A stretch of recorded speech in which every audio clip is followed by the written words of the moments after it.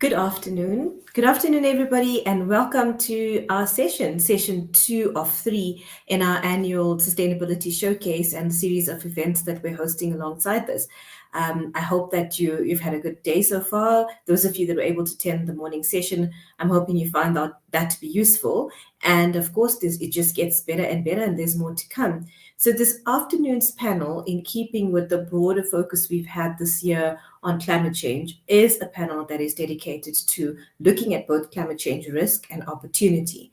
Now, it has taken a very practical approach. We're going to have a number of different perspectives that will cover finance, which is going to be critical because we're looking at how capital markets are actually reacting to the notion of risk within climate change, but also opportunity. We're going to look at practical challenges on the ground from somebody who is directly involved with a number of listed companies on their carbon footprint journeys, on their actual climate change response and strategic journeys.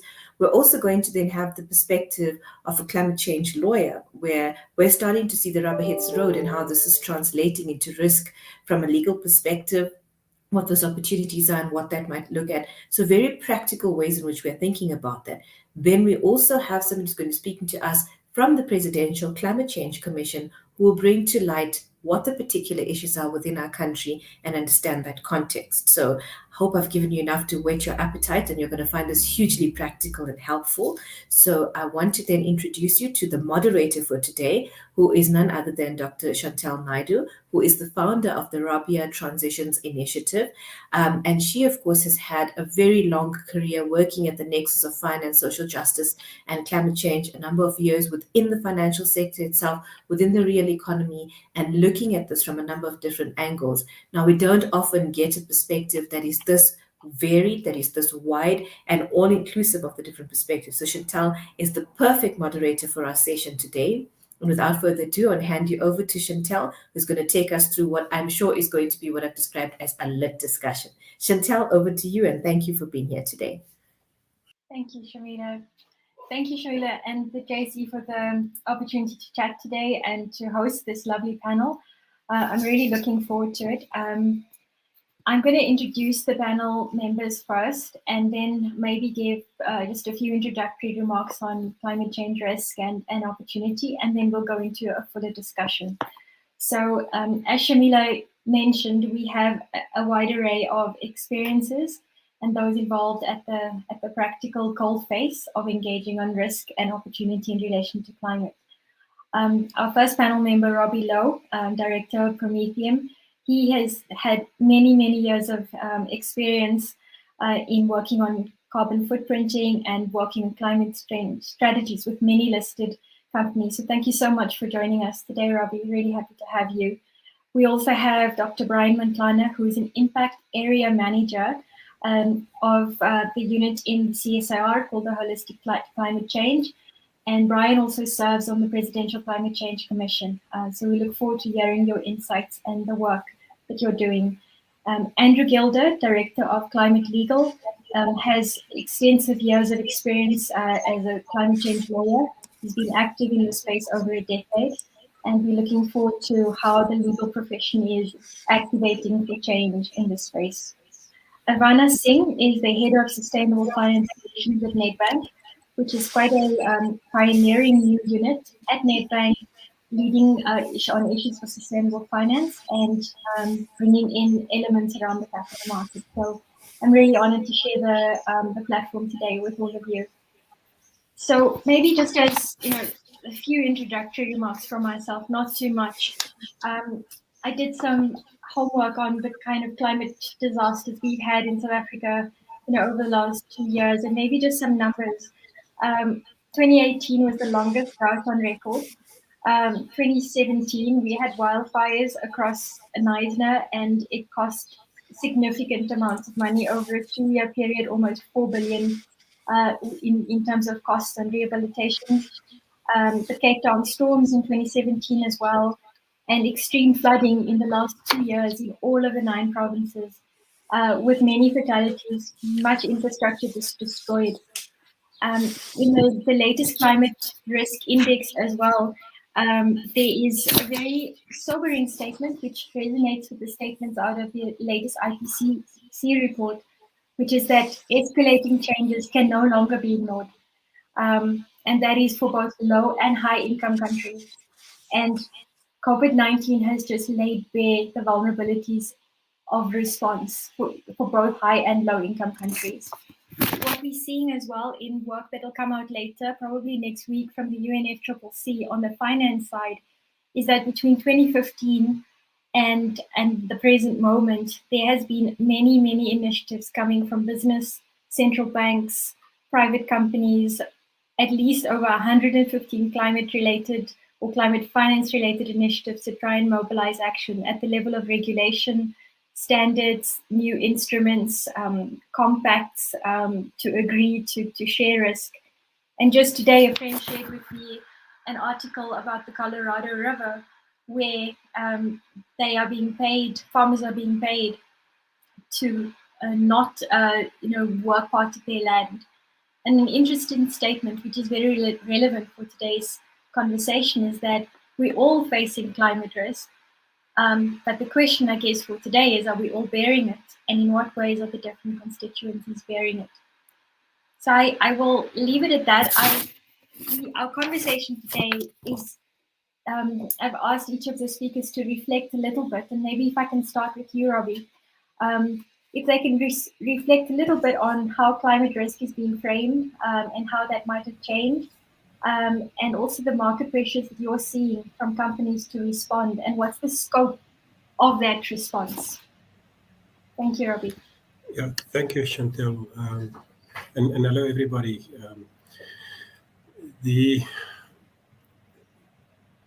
I've been active in the climate change space since 2003. And nowadays, when people ask me what's happening, my comment is that during the year of 2021, I've seen more change and bigger change than what I've seen in the period from 2003 to 2020. We've gone from, in the 2000s, where many large companies said climate change is not material to us. Those were the polite people. The more straight and honest people said, I don't believe in this. This is, it's a hoax. We've gone from there through to the 2010s, where people have said, yeah, maybe it's real, but listen, I've got to make money. And my priorities is the profitability that I've got for my shareholders. So therefore, you're wasting my time. It's not on my priority list. And in 2021, we reached a point where it is on the CEO's agendas. The CEOs are setting net zero targets. And climate change has all of a sudden gone from being the lunatic fringe issue to being mainstream and one of the main concerns.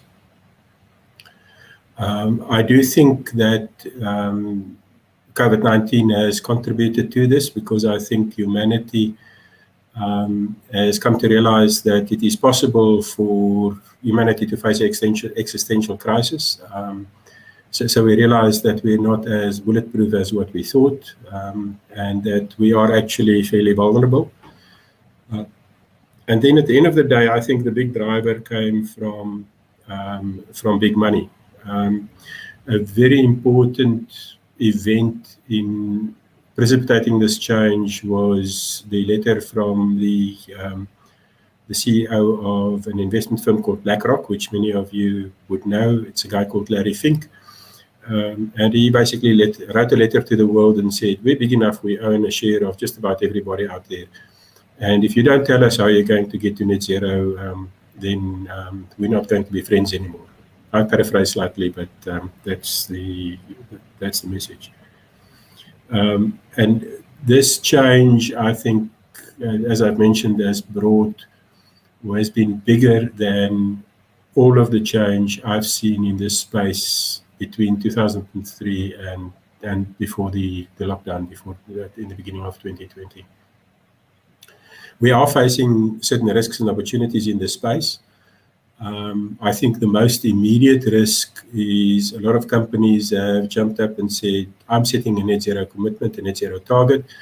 And they've done so in the absence of a generally accepted net zero standard. So many companies have said, I'm setting a net zero target and my target involves this and this and it excludes that. And I do think those companies run a little bit of a reputational risk in that we are going to see some standards come out in the next couple of months. The Science Based Target Initiative is launching a net zero standard on the 28th of October. And there may be some other initiatives as well. And when it comes out that the net zero targets or net zero commitments companies have made do not match up with the standards that are being published, they may be faced with a situation where they may have to either do some serious rethinking about the scope, the boundaries, and the extent of their net zero commitment, or they may even have to retract those statements. We are seeing some shareholder action at the moment. There's been some news articles about shareholders taking or lobbying for BHP Billiton shareholders to reject their climate change approach, which includes the net zero target, specifically because it excludes certain downstream scope 3 emissions. So one of the most immediate risks actually lies in how you communicate and the reputational damage that goes with it. There are some opportunities in that the companies who can manage to work out how to get net zero will attain a competitive advantage in their industries. And the biggest challenge lies not really in running the race, but in running it slightly faster than a competitor. In business, everything is about competitive advantage, and if the cost of business is going to increase for everybody, the guy that manages that cost increase the best will come out in top.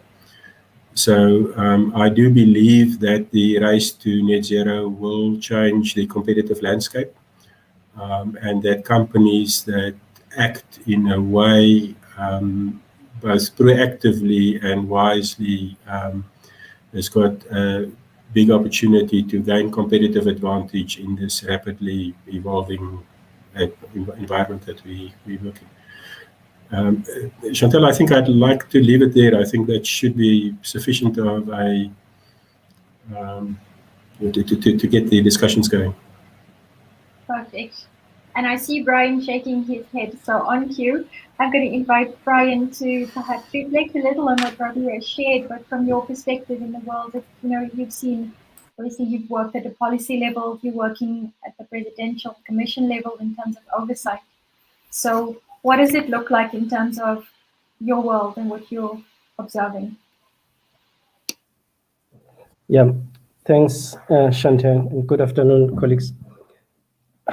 Perhaps just to build on what Robbie was saying, just to remind us that the phenomenon of the net zero is at this stage a time-bound issue. So it talks to 2050. But I just want to remind us that before that 2050 phenomenon of net zero, we've got another very important step that we have taken in South Africa, and many countries have taken, which is the NDC, the Nationally Determined Contribution. Why is it important to talk about the NDC? It's because the NDC, in terms of timing, it's up to 2030, and it sets the path, it sets the trajectory towards the net zero aspect, the net zero target that South Africa has committed itself to as a country. Just as a reminder, Chantal, I want to remind the audience 4 key things about South Africa's NDC, that the revised NDC. You will recall that we did, as a country, submit the NDC about 5 years ago, the initial NDC. But I just want to highlight 4 key things about this recently completed NDC, the revised one. One is the issue of timing. In the initial NDC, the timing of that NDC was 2035. in this current updated revised NDC, it is 2025 and 2030. That is a material aspect, and I'll talk more about that if you invite me to do so. Then the second one is that our target as a country is still a range. You will remember that in many developed countries, actually in all developed countries, their emission targets, their national targets are single numbers. But South Africa is using a range. But it's important to bear in mind that for this updated NDC, South Africa's revised target is a smaller range compared to what we had submitted 4 years ago. Thirdly, is the aspect that Robbie talked about, is the issue of what's inside that NDC and what are we looking at? So in terms of gases, in terms of sectors, we have kept the same gases and the same sectors as in the previous NDC. I'm using here we loosely as a South African. I'm owning the document perhaps. And we've also added the notion of explaining why have we set the range to where it is, reflecting that we're a developing country, reflecting on concepts like equity. Now, this may sound too far from the business and industry, these concepts, but they are very pertinent to how we project the country internationally and to how we guide our understanding of whether we're going to get to the desired target or not. Then we also indicate what are the key implementation pillars that are going to take us to the NDC. Those are described. They include the IRP, the Green Transport Strategy, the Enhanced Energy Efficiency Programs. As individuals, as organizations, we've got views about those pillars, but those are the levers that we have currently that are going to take us to this target. So taken together, the NDC that we've put together is setting South Africa on the positive trajectory towards a net zero by 2050. Now, is South Africa making progress in its GHG emission reductions? That's another question. Are we making progress? Are these different initiatives making an impact? To that, Chantel, I'm going to be very brief. I'm just going to invite the audience to take a look at the bare minimum, at the summary of the recently approved document called the Biennial Update Report. This is the report that South Africa submits to the United Nations periodically once every 2 years. And that shows where our GHG emissions are over time. That report reflects the national greenhouse gas inventory. And the beauty of it is that it shows a time series from 2000 to 2017. I'm not going to talk much about that, but I want to just to highlight one aspect of that report. One of the key findings is that the land sector is beginning to be an increasing sink. Now, that's a material observation, because if it points to the need to better quantify our sinks and sources in terms of GHG emissions, so that if we are, say, committing to a net zero target by 2050, what is the contribution of different sources? And then I just want to end on the COP26 aspect. There's a tendency that we may think that the aspect of COP26 is too far from South Africa. It's a global issue. I just want to remind you that South Africa is one of those countries that responds quite strongly to the signal that comes from the UNFCCC.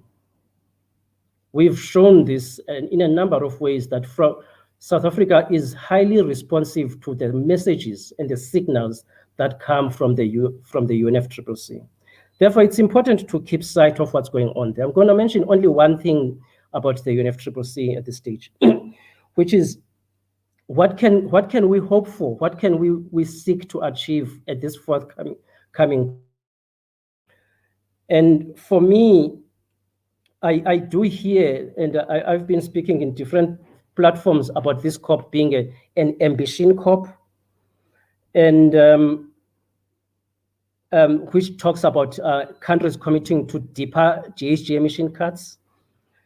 For me, I think for the African countries, the main outcome that this COP can achieve is setting up a work program that aims to unpack how do we operationalize as the global climate change community, how do we operationalize the global goal on adaptation. We know that the emissions are increasing. We know that adaptation is necessary, but we need to find ways to ensure that more effort is directed towards adaptation and more responses when it comes to climate change targeting climate change adaptation, precisely because we seem to be making little impact on the GHG emission trajectory. So for me, that is the main outcome that I would like to see coming out of the Glasgow COP, which is a work program that asks the question, how do we operationalize the global goal on adaptation? Thanks, Chantal. Thank you very much, Brian. If I can now turn also for opening remarks to Andrew.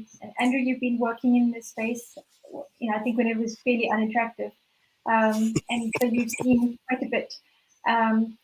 From a legal perspective, obviously, what I'm interested to hear about is, to what extent is this being absorbed as a risk embedded in the way boards are managed, the way litigation for climate is actually unfolding, just more generally.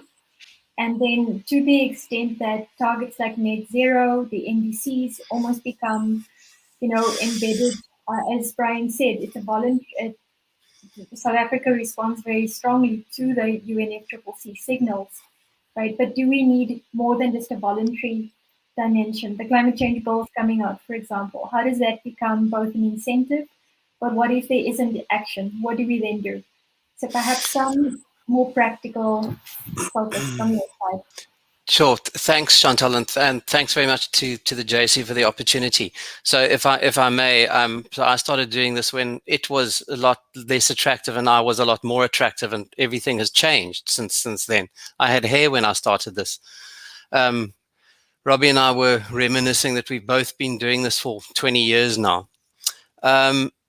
Let me pick up some of the remarks that both Robbie and Brian have offered, and further to what you said. So let's start with that last point about South Africa responds to the signals at the international level. Yes, we do, and I'm very proud to say that we do that. But we have to do that. We're obliged to do that for a couple of reasons. Our economy is incredibly carbon intense, and we are among the biggest emitters from a per capita perspective in the world. So it is incumbent upon us to respond to the mitigation prompts that are being given at the international level. We've chosen specifically to include in our NDC adaptation aspects, which is in line with the way developing countries around the world are framing their NDCs. It's probably worth mentioning, though, that whenever we frame our NDC, whenever we frame I'm dancing around the word commitment, because the nationally determined contributions are specifically named contributions and not commitments. There was an earlier version of the NDC, which was a nationally determined commitment, and the world moved away from that idea.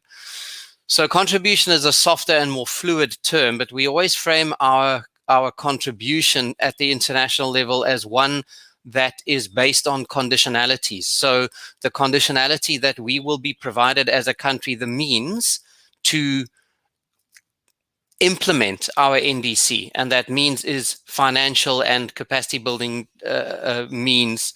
So effectively we are saying we will do these things if you pay us, if you provide us with the information and the financial resources to do so. And I mean, this is kind of underscored by the recent visit, the much covered in the press visit of an international delegation to Eskom, seeking to assist or to unlock financing to assist Eskom in reducing its greenhouse gas emissions profile.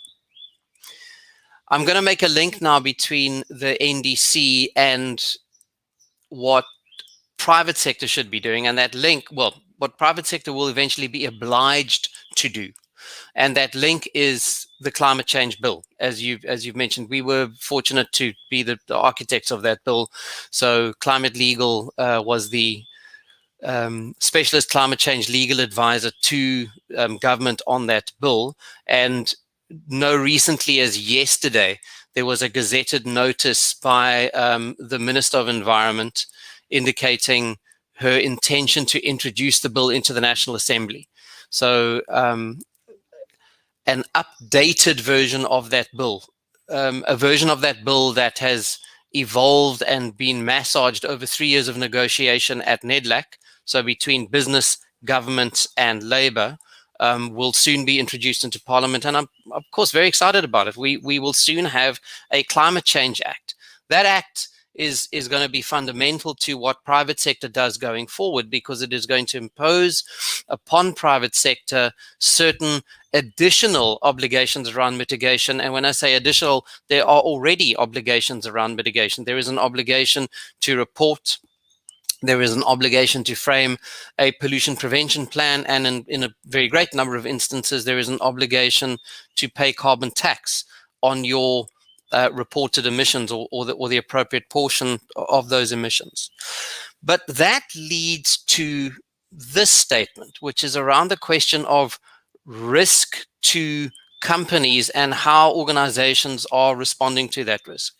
So Robbie made the very important point that there's been almost a rush at government and private sector level to nail their colors to the net zero mast, if you like, to say we've taken cognizance of this really interesting scientific metric that's been put into the international conventional domain, conventional meaning under the Framework Convention on Climate Change and the Paris Agreement. And yes, we acknowledge the importance of that, and now we're surging forward to stake our net zero claim. Well, that's all very well, but as Robbie said, the net zero space is one that is evolving. Brian's given us timeframes for that evolution: 2025, 2030. At the international level, that timeframe is 2050. But what we don't know yet is what that space looks like from a national perspective or from a company perspective. And this is some of the stuff I'd love to get into in the debate. So for example, as a country, we're signing up to Paris, we're saying net zero, but is our trajectory under the NDC framed as net zero? I suspect not. And I suspect not, because that trajectory, although it's been tightened up recently, actually does owe its origin to work that was done more than a decade ago. So we're working to improve, and that's really, really important. Now to that fundamental question of how are companies responding? Well, companies are responding, I suppose, in two ways. At a superficial level, by making statements about what they intend, and then in a larger number of instances at a more fundamental level by still not embracing entirely what is required of private sector actors. And we see some interesting examples of this. There's been a rise under the constitutional dimension. There's been a rise in environmental activism in the country in the last 20 years. More recently, there's been a rise in shareholder activism around what is being requested by their shareholders of certain companies in terms of how they respond to climate change. And that's really interesting, because it's at those moments when the request becomes formally placed within a shareholder setting that we sometimes see a growing reticence. Last thought from me. Law is an interesting and evolving, certainly climate change law is an interesting and evolving space. The question of what risks are posed by climate change to companies is an evolving question, and not one that we can determine today for the future. It is something that company directors are going to have to be constantly aware of and reassessing the obligations or the risks that they are taking account of in their fiduciary and management roles. let me end there. And those are the kind of things that I would like to unpack, because those risks become increasingly apparent both practically on balance sheets, but also they are risks that are posed from a regulatory level. So rising obligations, rising liabilities around carbon tax payments. That's a risk that company directors need to be taking into account and taking increasingly seriously as we go on. Let me leave it there. Thank you very much. Thank you. That's awesome.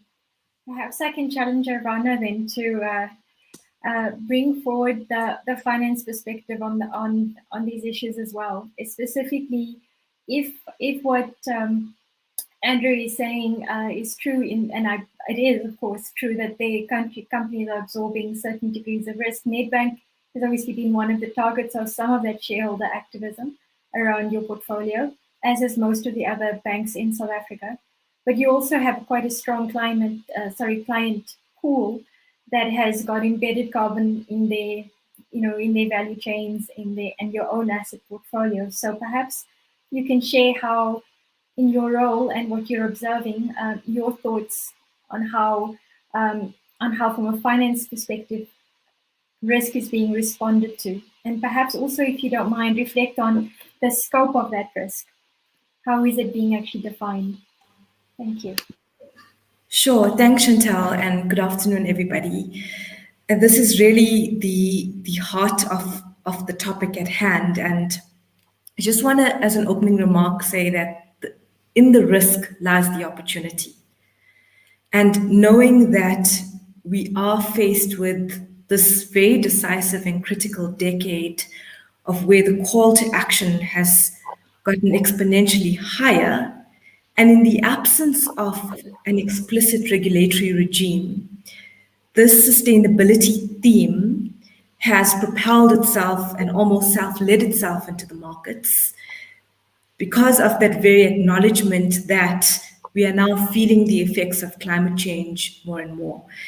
Climate change is something that you don't feel every day, but when it hits you hard.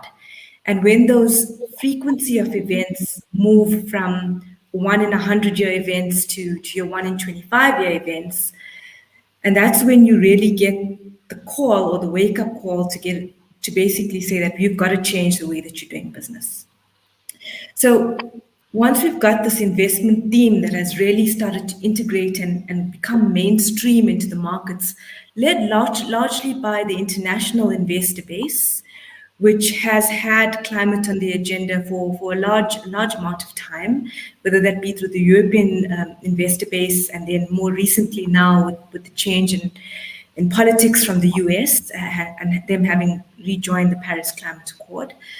All your forces are now aligning from a political standpoint, from an investor standpoint, from your regulators now looking to bring a lot more pressure, and of course COVID, which has enabled us to catapult and enable us to build a greener economy. And the philosophy and the mindset and the point of departure that we find ourselves at is we've now got the opportunity to build back better, because by doing so, we can mitigate our risk, and we can then enable us to have more sustainable bottom line. So there's really a strong investment case around mitigating climate risk, and really then following this opportunity for us to be able to future-proof ourselves as South Africa, as society, as well as for businesses to be able to future-proof themselves and also result in cost savings on the bottom line. For us to not lean into the sustainable finance opportunity set would actually then have knock-on implications for investment into the country. And we're seeing this in the likes of whether that's foreign direct investment, as our investor base really is looking to support green and ESG initiatives. And we're also seeing this in a much more stronger employee value proposition case, where people are looking for purpose, whether that's in the organizations that they are working within, whether it's in the various initiatives that they're involved in. And this in itself has a knock-on effect to improving productivity and improving corporate performance in the long run. So your environmental, social, and your governance factors are very much intertwined, and it speaks to overall corporate productivity, but more than that, purpose at an individual level, at an organizational level, and at a client level. So if we look at all of those factors and what this means for us going forward, we are seeing a lot more explicit incorporation in terms of whether it's rating agencies who are looking to evaluate companies from a credit rating point of view, whether it's your various external ESG providers in the forms of the likes of your Sustainalytics, your MSCI, really embedding forward-looking environmental, social, and governance factors into the way that business is conducted.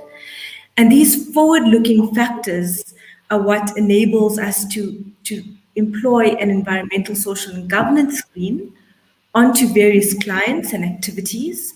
And as financiers, use this as a means to assist us in allocating capital in the economy.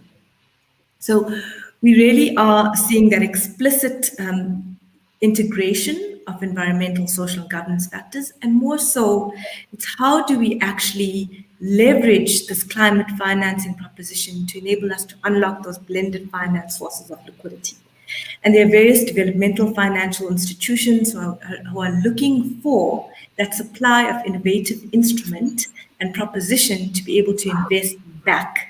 And this can only be leveraged if we've got very intentional strategies to actually back the green economy, whether that be to finance developers, for example, who are going green in the property space, to continue to finance your renewable energy, your reprogram under government, as well as unlock those other sectors of the economy, which can enable us to grow infrastructure, but at the same time do it in a sustainable manner. When we talk about a sustainable manner, we're really talking about adding on the climate resilience aspects to those projects to ensure that we're building infrastructure in a manner that can withstand the effects of climate change and will be here for future generations to come. So way beyond the glossies, way beyond the colors and the net reporting, this requires intentional forward-looking strategies to employ best practice environmental, social, and governance key performance indicators, and the markets are then looking to reward that. One of the proliferations we've seen is that of sustainability-linked debt instruments, and it's an innovation that we're currently developing and partnered with our clients on. And this really seeks to reward actions that are congruent with bridging the Sustainable Development Goal gap or bridging the gaps as relates to environmental, social, and governance factors. There's been a lot of talk about the national determined contributions, which is absolutely key. And this is where private sector can assist in bridging that gap to fulfill those nationally determined contributions, because it's only through the action and how we actually deliver into those contributions that we can actually satisfy that. So where we've got clients who are in the higher abatement sectors, this is not an exclusionary approach. This is very much an inclusionary approach where we want to assist those clients to transition and be able to offer them alternative funding instruments as well that can seek to incentivize them for where they are looking to, for example, reduce carbon emissions. And at the same time, we build in an element of penalty to the extent that those targets are missed. So that just gives you a little bit of a flavor of the investment theme, which has really become mainstream towards financing. It is something that we're constantly looking to develop with our clients in the absence of a prescriptive framework. And that then enables us to build on this as regulations start to develop and as supervisory standards start to develop, and really then increase and push on that level of ambition. Because the trade-off is time, and in the absence of the perfect regulation right now, let's continue to move these markets forward. Let's continue to develop these markets. Let's understand the impact metrics that are moving stakeholder basis, and also understand the impact metrics that the world and society needs, which is what the Sustainable Development Goals framework has afforded us. It's also about being proactive. You mentioned the shareholder activism. I think where we as Nedbank have been proactive is by tabling those resolutions at our shareholder AGMs, very proactively to basically commit to reducing our exposure to new coal project financings, as well as on our fossil fuel book, but also to do that in a manner that is pragmatic and realistic over time. But we really want to continue pushing the lever in the space. We think there's many levers that can be pushed on, and it really comes down to a cultural mindset, leadership, and values framework that we all need to buy into and move towards. Thank you, Ivana. That's awesome to hear. Especially, I liked what you said about in the absence of regulation, in the absence of very prescriptive things to do, there's no need to not do anything. One still has to keep going.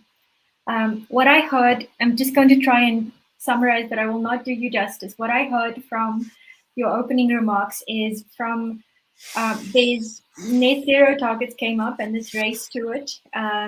And in a way, it's a way of mainstreaming some of the concerns around climate risk and opportunities. Some of the options are not necessarily bulletproof, but it is the net zero seems to be a driver. And the driver is actually about survival of business in some respects, and being able to be just 2 steps ahead of the competition, or even just 1, because competitive advantage clearly is a major driver. I also heard some more around on the legal side, in the sense that what risks are we actually talking about? That for me is something really valuable. I'd like us to maybe pick up on that a little bit. And also, the NDCs. Brian, you said if there's chance, and I would like to give you that space, the impact of 2025 and 2030 targets, what does that pose for the pace of change that we need in the economy to meet that? And what I was really fascinated about is that none of the speakers mentioned anything about probably what everyone speaks about in SA at the minute, which is around the just transition. I think if we were playing bingo games on what phrases get used, I think we probably won this round for not using it just irreverently. But perhaps we can use it very specifically in what does that mean in the context of the pace of change to meet those NDCs 2025 and 2030. And from a legal perspective, does the bill, Andrew, make it happen? Is there things in the bill that actually hold us to that account?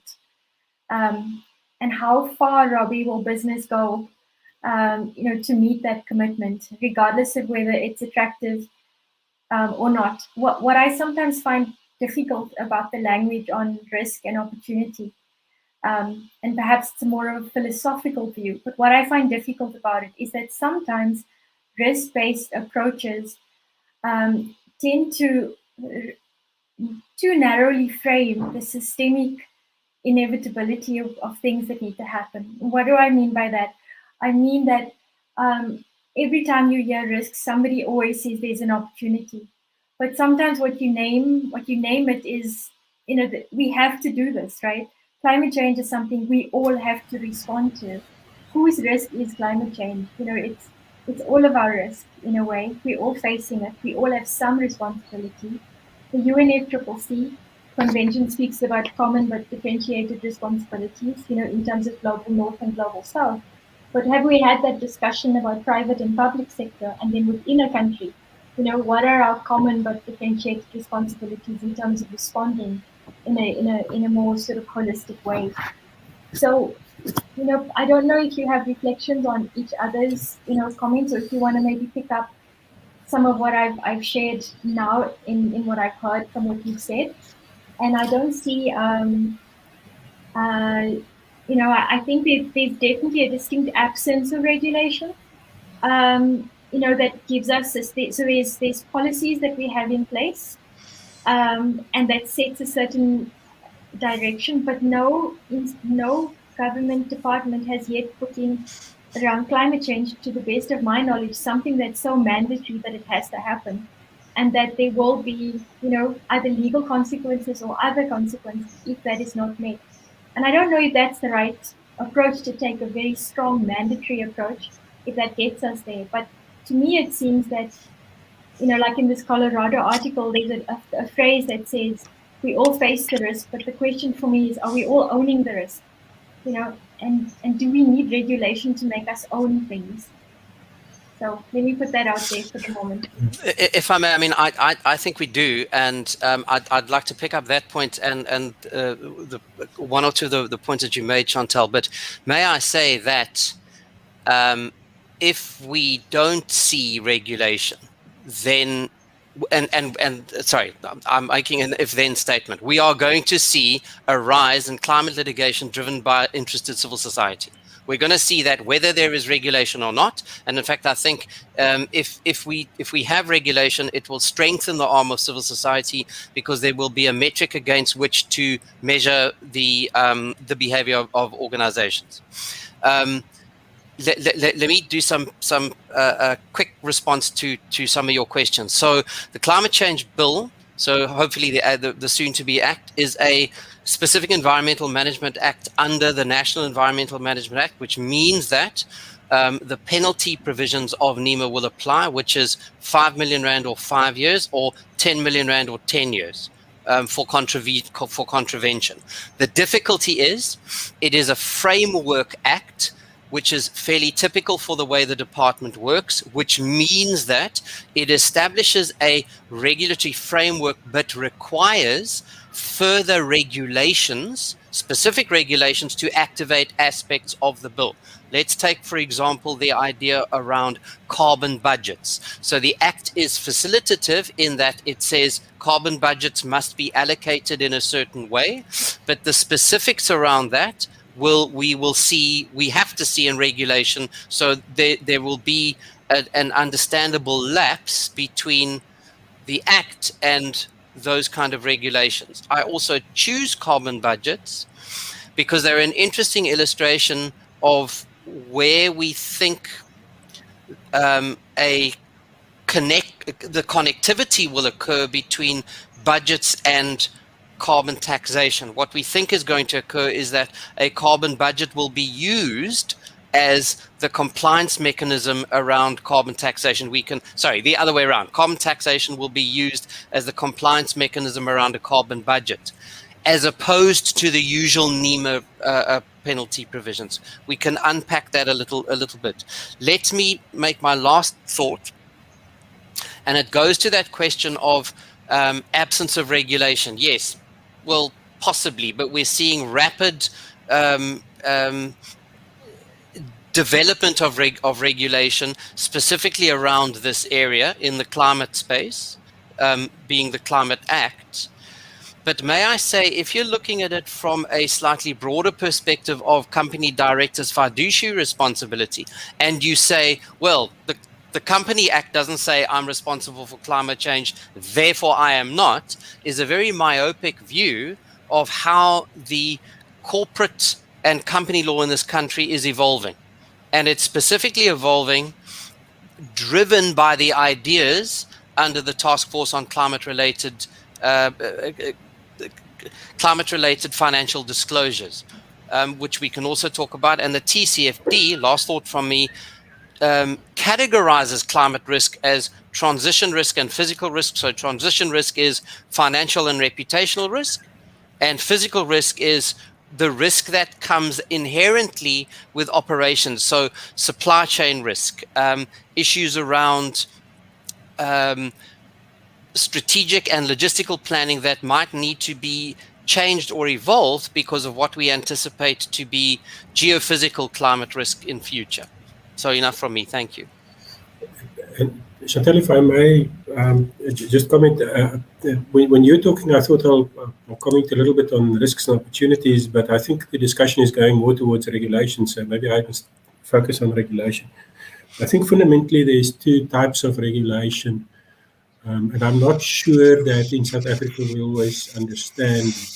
There's fundamentally enabling regulation and there's disabling regulation.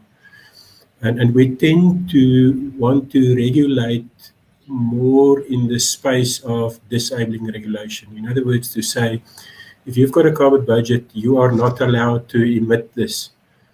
In the meantime, we've got quite a lot of mining sector clients, and the mining sector clients have been sitting on renewable energy projects for many, many years, and they've not been able to develop them.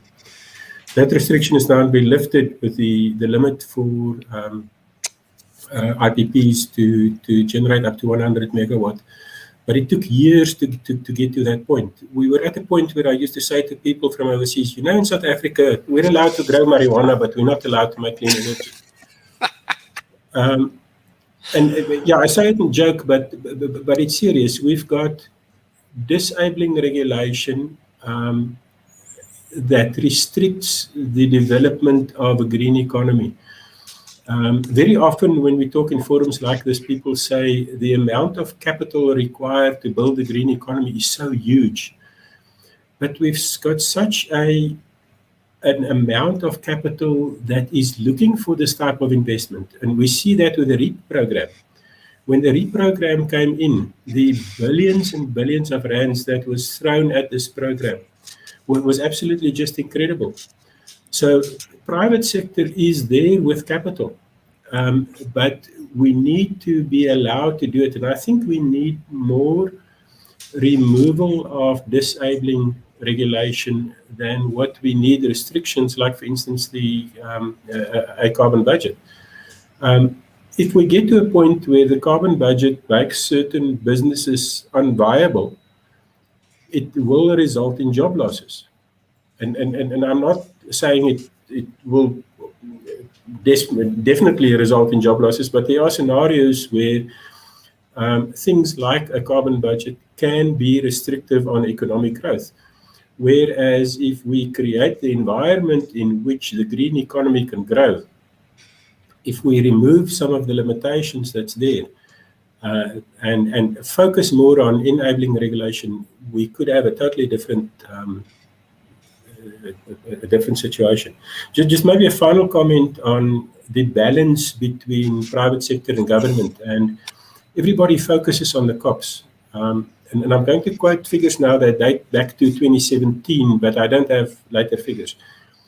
If you made a list of all the economies in the world in 2017, and you listed on the same list companies by turnover and countries by GDP, and you took the 100 largest economies in the world, on that list in 2017, you had 31 countries and 69 companies.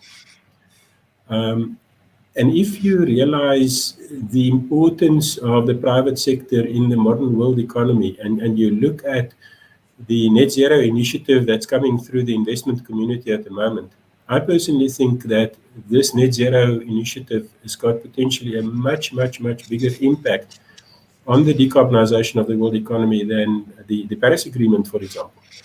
And a lot of people would shoot me for that, but if you look at the JSE, I mean, we're on a JSE platform at the moment. South Africa's national emissions is about 500 million tons a year. The top 100 companies on the JSE combined scope 1 and 2 emissions is 200 million tons. So there, immediately by looking at the companies listed on the JSE, you already account for 40% of the national emissions. Now, not all of those emissions are in South Africa because the companies operate globally. But it gives you a feeling for the scale of what can happen when the private sector puts their mind and their money towards achieving the green targets. Can I ask you to elaborate? What were you going to say about risk and opportunity? Risk is, in my experience, always treated in a reactive manner. And opportunities is, in my experience, always treated in a proactive manner. So when you look at, so we've done a lot of climate change risk opportunity reporting through most of the JSE top 100 companies through the CDP.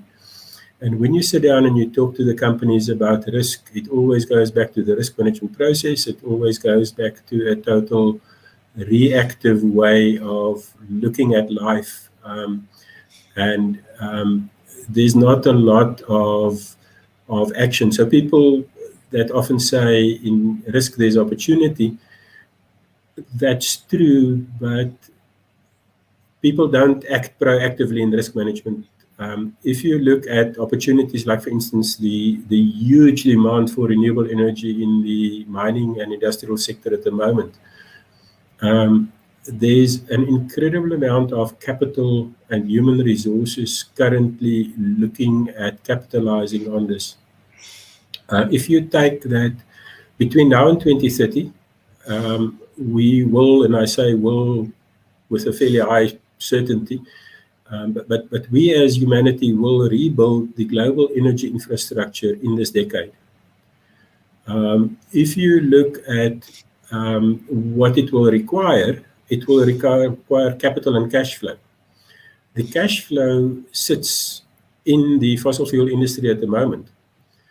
Now we tend to look at the fossil fuel industry and say the fossil fuel industry is a high-risk industry. Many banks are going to stop funding them. But they are the companies with the cash flow at the moment.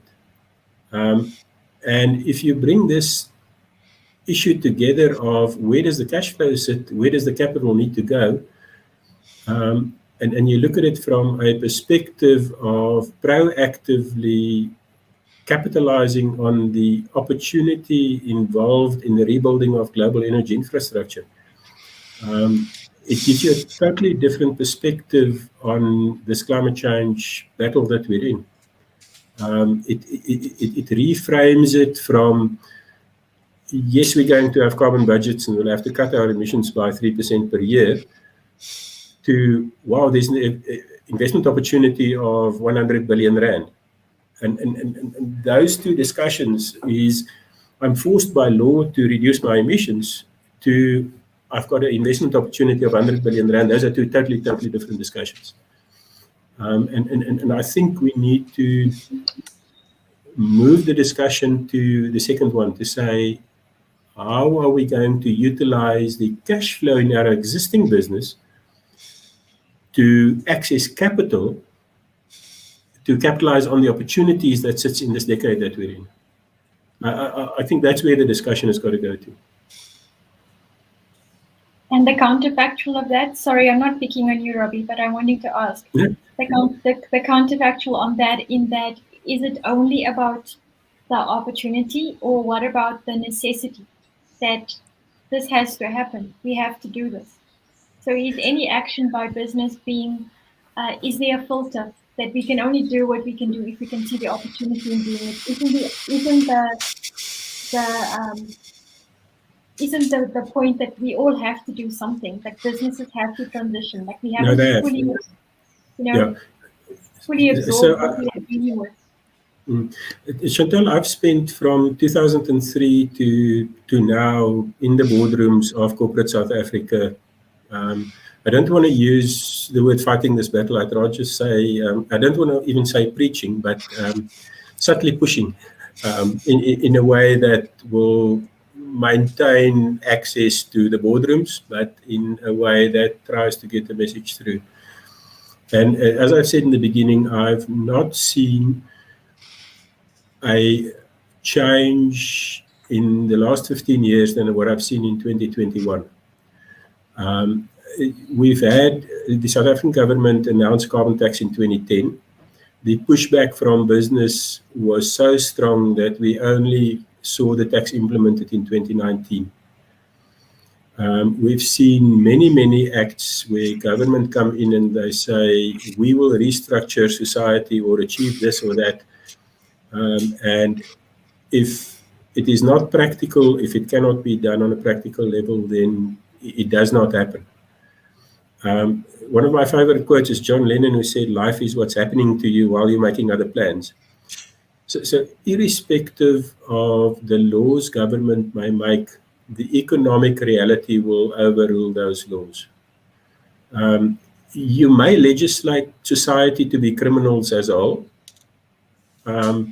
if you take it to the ridiculous extreme, but there's a very fine boundary between making a law that is practical and that will lead to a change, and making a law that pushes the South African economy into a unsustainable state, even though that law may be a climate change law. I think that the economic reality is the thing that will create the change, much, much more so. I'm not saying law won't make a difference. We have seen an incredible difference in behavior of companies once the carbon tax came in. The moment the carbon tax was legislated, companies changed their behavior. So law will make a change, but law can only make a change in the context of the economic reality we live in. And maybe Andrew, you can come in on that. No, sure. I mean, I'd like to pick that up, but does that not prove the point? I mean, so may I say it wasn't 2010 we saw the carbon tax, it was 2006. We argued about it for 13 years. 13 years. And throughout most of that time, the response largely from the pushback from industry was, this will kill us. We will disinvest. We will leave the country. The entire country will collapse. And then they meekly complied with the carbon tax the first time it was implemented. So they changed their behavior because of the legislation. And this is a question now to all of us. So I am heartened, Robbie, when you say that you haven't seen anything like this in all of the 20 years that you've been working in the space. And the criticism that will come from, well, the commentary that will come, and is well-made commentary. Let me immediately say I'm a believer. I work with Robbie and I feel that same change. But the commentary is, yes, but all that's happening is that companies and governments are taking net zero and they're using it as a reason to delay taking action by another 15 years for exactly the points that Brian has made, is that net zero at the international level is pegged at 2050. I'll be 80 in 2050, me, and I'm among the youngest of the people that work in the space from a legal perspective. Brian? So is it genuine or not? Brian and Nirvana, please weigh in. Just jump in as you see fit. What do you think? Yeah. What do you make of what this conversation is going now? Firstly, I just want to pick up on a few things. I want to pick up on a small but very important point that Avana made about the role of the private sector. She used the word assist. The private sector will assist or can assist climate change actions. I want to strengthen that. I would like to strengthen that a little bit, because the way that the South African economy, the South African system works, the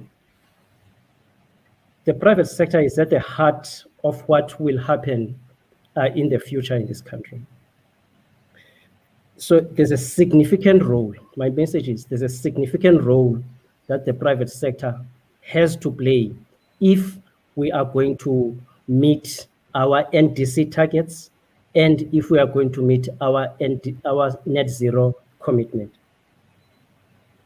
So it's not peripheral, it's not assisting, it's central, precisely because of how our economy is structured. Then the significance of legislation. I'm sympathetic to Robbie about some of his sentiments about legislation, and in part I understand where he comes from. In part, but if you look in a myopic perspective, just the improvement in quality of information that has come through from the private sector because of the carbon tax and because of the mitigation regulations that have come through, it's incredible. Just in the past 3-4 years, I spent my time playing around the GHG inventory data, and there's a lot of information that is solid, that is credible, that comes from the private sector. And I attribute that to the legislation that is in place now that encourages transparency by the private sector. And for me, I see that as a positive sign. Just as a footnote, Chantel, the latest biennial update report of the department is committing itself that whilst now they are reporting on the 2000 to 2017 time series, in the next round they will also include 1990 to 2000. So there's continuous improvement in how we are tracking how we are doing as a country when it comes to emission reductions. Now, that again, to me, that's important, because the question is ultimately, are we making an impact? Are our financial investments in climate change mitigation making a GHG net reduction? And to me, tracking that is what we do, part of the work that we are doing at the CSIR, and that is part of the puzzle of climate change response nationally and globally. And then you asked a question of whose responsibility is it responding to climate change? I do not think that's the right question. I think, I mean, when it comes to climate risk, the question is not whether climate risk, or where, or when. One of the key questions that we are responding to when it comes to climate risk as an organization, the work that we do with my team, is trying to improve the ability to project the occurrence of these extreme weather events that will have an impact, that will increase the physical risk, or that will impact the physical climate risk. So I'm not looking at it, we're not looking at it primarily from the financial perspective, but primarily we're asking the question, what is the likelihood of the occurrence of extreme weather events in different localities across the country? And then that information we overlay with the question of saying, what is the financial impact that is associated with those risks? On top of that, then the question is, what is the opportunity that is associated with that risk? I just want to say a statement here that I've heard my colleagues today mentioning 20 years being in climate change. It's comforting to hear that number, because I've been working on climate change in a similar period of time, but I've never seen as much willingness to spend on climate finance as there is currently. I want to say that again. Currently, the market is ready to spend on climate change. The question is, how do we in South Africa seize this opportunity? Perhaps the question is, how do we maximize that opportunity? I'm not only talking internationally, I'm also looking even within our borders. My sense is that there is willingness to support climate change activities financially. But I just think that there's inertia in the system about the pace of responding to this opportunity. And it's a window that I fear is going to close soon, like many windows. And this, Chantel, this point I'm making is linked to what I said earlier about the timing. This decade we're in is crucial to set South Africa up for what it wants to achieve in the next 20, 30 years. So the question we should be asking ourselves is, how do we maximize? Where are these opportunities? Where are these opportunities for funding? And sometimes we follow the money, so we don't design projects We ask, what is the funder wanting to fund? And I think that needs to change quite aggressively. We need to come up with what we want funded. And then in this next 3-4 years, try to find the funding of what we have identified needs to be funded, instead of waiting to see what do our international, in particular our international funders, partners want to fund. And I think we are the scope to improve the amongst many of us, in particular the private sector, of what can be funded that will enable them to make a dent in their GHG emissions profile. Thanks, Chantal. Thank you. Ivana, I think Brian queued up that very well for you. Yeah, Brian, I think that was fantastic, and just in terms of the logic flow and the basis on which to actually do this, to make sure that we're not reacting, but we're proactive around the impact that we want to make. And it really starts with that mapping and the materiality mapping of what are the goals we want to fund into, or where is the impact that we need to make, and how do we bridge that development based on what the science is telling us, and being able to bring all of those aspects together is basically, it's up to an ecosystem play. It's not one financier or private sector player telling you what to do versus the scientists versus the government. So, and I think if we really have that common point of departure in terms of what are those goals that we're looking to address, and what is the impact that we're looking to create for the context of South Africa and where we find ourselves in,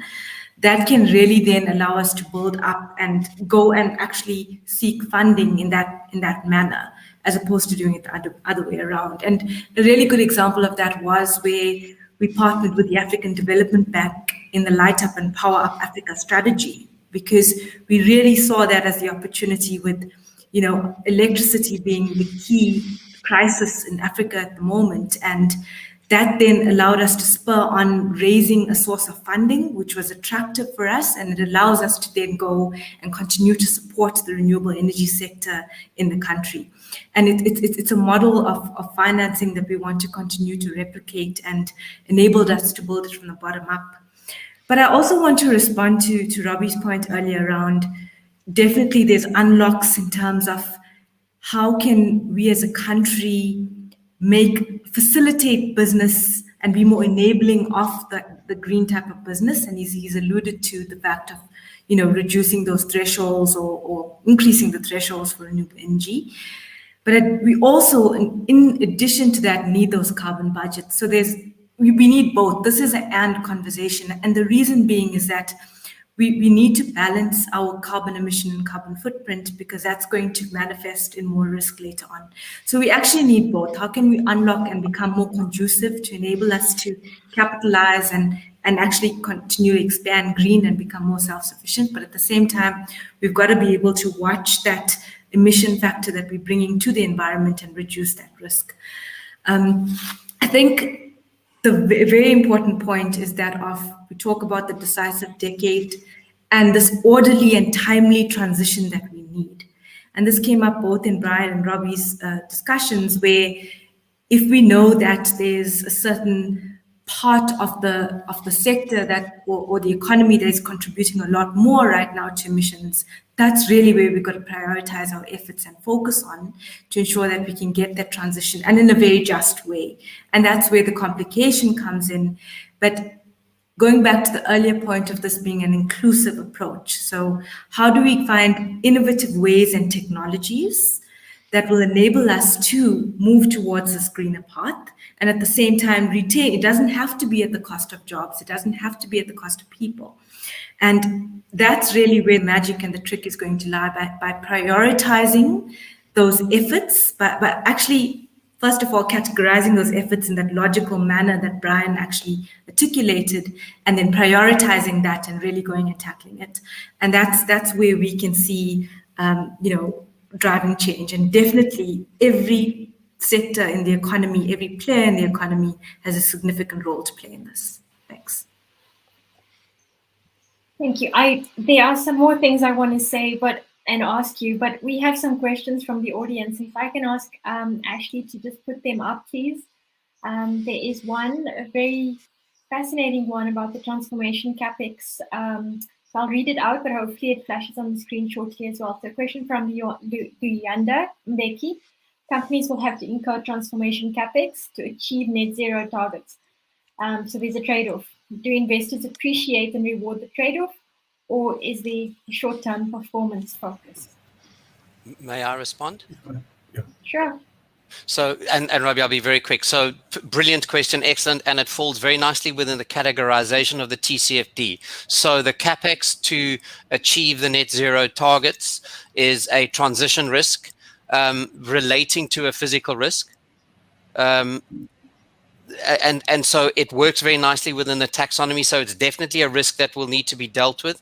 If it is not dealt with as a risk by directors, then there is the potential that they might be regarded as acting contrary to their fiduciary duty. And do investors appreciate and reward? Well, I don't think so. I mean, I tend to be a little bit contrarian in this. I don't think that investors are at the point yet where they would be prepared to say, all right, we will put off receiving dividends for 10 years so that you can put the company on a climate resilient standing footing. Thanks, Andrew. I think from my perspective, I don't think anybody can budget for net zero. If you set a net zero target for 2050, or some companies, like for instance Anglo American, has set a net zero target for 2040, because that's too far in the future. I mentioned at the beginning that we do not currently have a standard according to which net zero commitments can be measured, but we do have some preliminary documents, and what the preliminary documents require is that for a company to have a net zero target, it has to do two things. The first is to set what they call a near-term science-based target, and then to specify a time by which the net zero will be achieved. And we don't know the definition of that net zero yet, and the scope and the boundary of it. But if you set a near-term target, a science-based target, that has to have a time frame of between 5 and 15 years from a base year, and the base year would be anything between 1 and 3 or 4 years ago, and that would require you to reduce your emissions by, I can't remember the exact amount, but between 3 and 4% per year in order to meet the 1.5 degree ambition. So if we are looking in South Africa, about half that can already be achieved by the reduction in the grid emission factor based on the IRP data, and the balance you have to achieve through energy efficiency or switching energy. And we find that most of the companies that we work with can actually achieve that through a very moderate switch to renewable energy through power purchase agreements. So when you look at the transformation capex, it is not a large bullet payment that has to be provided to make a step change to net zero. It is actually ongoing expenditure that also contributes to increase the resilience of the companies to climate change. So, yeah, I don't think the provision of capital is a limitation in achieving this net zero goal. I'm not sure if it answered your question 100%, but that's sorry, Robbie. Brian and Alvana, before we go to the next question, is there anything you want to weigh in on this one? Less direct to Luyanda's question, more on what Robbie said about the work on net zero. Currently, my team at the CSIR, we are working with the Presidential Commission and the University of Cape Town, where we are conducting a study about the pathways of net zero, or pathways towards net zero for South Africa. And the approach we are following is scenario-based. So we are developing scenarios that are going to may lend us to the net zero by 2050. And that's one. That's the first point. It's scenario based. Two, it's pathways. It's a plural. It's not a singular line towards that trajectory. So it's different approaches that we are coming up with my colleagues on that work. That work is expected to come through to be completed around April next year, so it will be available online. The reason I'm raising that up is to indicate that, I mean, we are not the only team that's working on net zero. I know that there are other teams, other organizations that are doing similar studies, but I think within the next 12 months, South Africa would have found a way of defining for ourselves how we plan to get there at the bare minimum. Thanks, Chantal. Thank you. I guess, more directly to the question, it's, at the end of the day, that the credit quality and the investment case would need to stack up. So investors are always going to look at that as a primary basis. And this transition capex or the green elements helps to enhance that proposition, but ultimately it will come out in terms of the way that you actually market that plan to investors. To be able to reassure them that you will provide them, you will be able to give them back their capital, and this is what it's going to take in the interim. And if you can basically address both of those points, then I think we're not finding ourselves, and I think it was what Andrew said earlier, it's not going to be a sacrifice to actually in exchange for. It's an and conversation. We are finding a little bit of trade-off starting to occur very subtly, and that's how you start pushing the boundaries, and you earn trust and you build trust, and then you go from there, and maybe the next time you could get something more. Which means that the CXO level needs to be able to sell the proposition. Yeah. To me, it's very encouraging that if you're saying you're starting to see trade-offs, because I mean, from what one understands about financial theory, economics, environmental and social goods are not costed into the actual, way in which risk is actually calculated. It's an externality. So a lot of the innovations you're seeing is actually to compensate for that. Sorry for the sound effects. My bell went off. It's the one control factor I could not, the one variable I couldn't control on this call. So there are two more questions, but there's one that's specific to the physical risk and adaptation finance, and then there's one to ESCOM. And I'm going to give the physical risk and adaptation finance one, if Ashley can put that up on the screen. We only probably have about 5 minutes to take care of that. The ESCOM one is specific. I think, Robbie, you're probably best placed to handle that, which is basically what happens to ESCOM's business model, as others are scaling up renewables. But I'd rather take this, if we can reflect on this one, no disrespect to the colleague who asked that question, because it was Andrew. But if we have time, we'll get to that one. If we can maybe spend a few minutes on this one, and then we have a hard stop at 3:30. And I still want you all to give some kind of closing wrap-up remarks as well. Thanks. Pithy reflection from me, and then I will hand it to my colleagues, please. This is a perfect example of what Brian mentioned. We need to take control of what is required to be funded in the country. At the moment, all recipient countries are beholden to what the donors think is appropriate and necessary. And that has got to change. This is one of my favorite hobby horses. So I will stop now, because we'll carry on for hours if you let me go. And I'll just add, I'm with Andrew on this one. Brian? Now, a quick one from me is that this is an area that is laden with opportunities, and Gray, you've pointed it, you've pinpointed it exactly. This is where, in my view, investments should flow increasingly, precisely because of the mitigation deficit. We cannot afford to have an increasing adaptation deficit, because that manifests directly into and translates to livelihoods. So in my view, we should, as a country, in different roles, as different role players, should invest more on asking the question of the scope, scale, likelihood of physical risk, and readiness to respond and increase resilience to climate change. Thank you.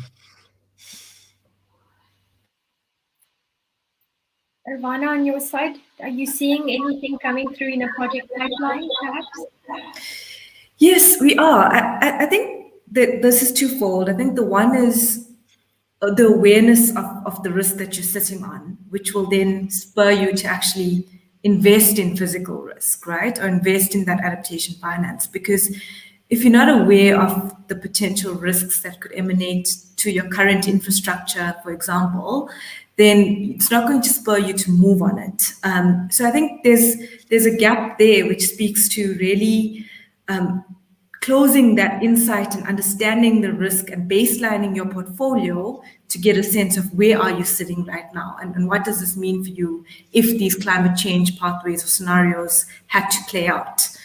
And that can then spur your investment decisions. On the other side of things, we are seeing the need to remain very relevant to your client base and your consumer base as a company, because that client base and consumer base is changing and they are demanding sustainability linked types of products.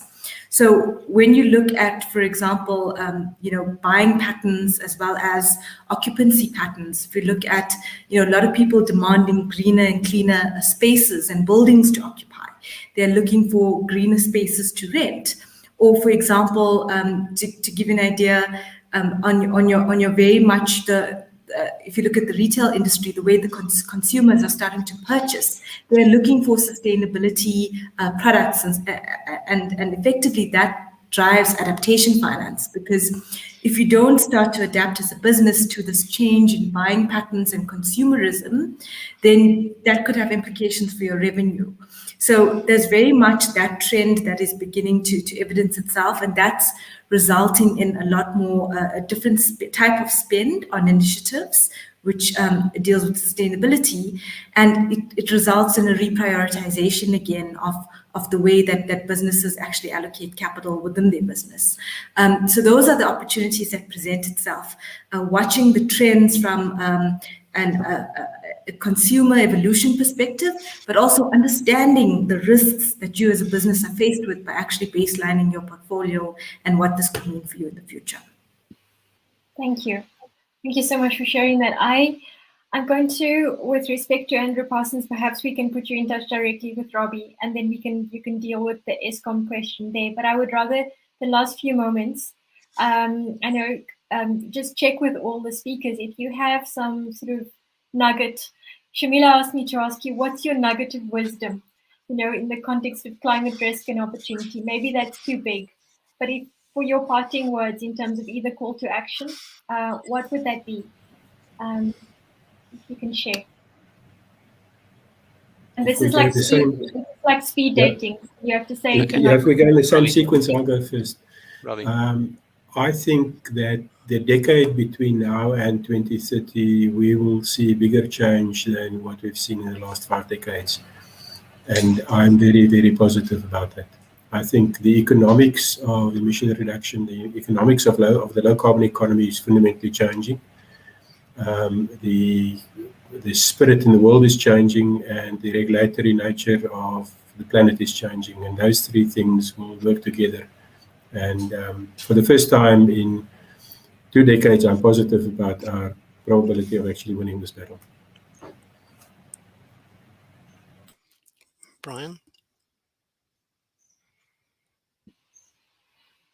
Well, the stars have aligned when it comes to climate change, at least in terms of climate change response globally. And I think as a nation, we have an opportunity that we need to maximize currently to direct investments, financial investments, our resources to improve resilience to climate change. And that's often interpreted as adaptation, but also in my own understanding, it includes what we do to reduce greenhouse gas emissions. So the stars have aligned. Let's not miss this opportunity. Thank you.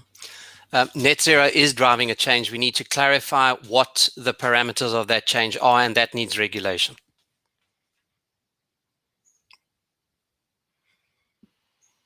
Okay, Advana? Yeah, I think the trick here is really going to be collaboration and finding those mutual areas of strategic priority to unlock, whether it comes to financing, whether it comes to unlocking the actual business opportunity for clients. Everyone's got priorities. Let's align on those which are most critical to address, and also let's negotiate. Where terms may not be perfectly fitting, where you've got a square peg in a round hole, let's negotiate and let's hold each other accountable to drive the change that we all want to see. And if I could take moderator's, privilege to also add a few words before I hand over to Shamila, I think what Advana shared now for me is also really important. What I feel in terms of those conversations that need to happen is that they have to be real conversations, and we have to also unpick our implicit assumptions, because I don't believe that we're necessarily all working off the same base. But if we ask each other those questions about what base we're working from in terms of the response, perhaps we can have much more cohesive responses. Specific to Brian's point earlier, in terms of we need to put our demands on the table more clearly as developing countries, and that's not just a South African situation. So that projects and programs and responses are not chasing the money, but they chasing what needs to happen. And I think that's an inversion that actually has to happen. So thank you so much for sharing the afternoon and your time. I'm going to hand back to Shamila. Thank you, Chantel, for an exceptionally well moderated panel and so well handled with some very interesting intersections, and I think some heated differences in many instances, but all of it very useful, all of it bringing home the point that we need to work together and be quite clear about where each other stands. And so there's a huge opportunity. I think the biggest takeaway for me is the opportunity presented to us at the intersection we're at right now. And that is very, very useful. There's an intersection where collaboration is going to take us to a certain way, and that regulation is going to be needed beyond that in some instances to get us further. But in between all of that is the necessity to act, and to act at speed, because the crisis is not going to wait. Our action needs to keep up if we really have a hope of averting this and doing this in a manner that is just, not using that term loosely, but that is just, and that will enable us as a country to really reposition strategically, economically, and as well as competitively. So with that, thank you very much to our panelists and to our moderator for an excellent session. I think lots of thought-provoking ideas, and hopefully also opens the avenue to further discussions for people on the call to have more informed conversations as we go forward. So with that, I leave you today, and thank you so much for your time and attention, and remind you that our final session is tomorrow on a very related topic of transition finance, which I'm sure no doubt you're going to find fascinating, no matter how early or how late you are into this debate and discussion. The transition finance topic, I think, is one that will certainly stimulate interest and will pique your interest in this area. So please join us tomorrow morning for the transition finance event, which is the final session in our showcase set of sessions for this year. Thank you, everybody, and have a wonderful afternoon. Bye-bye.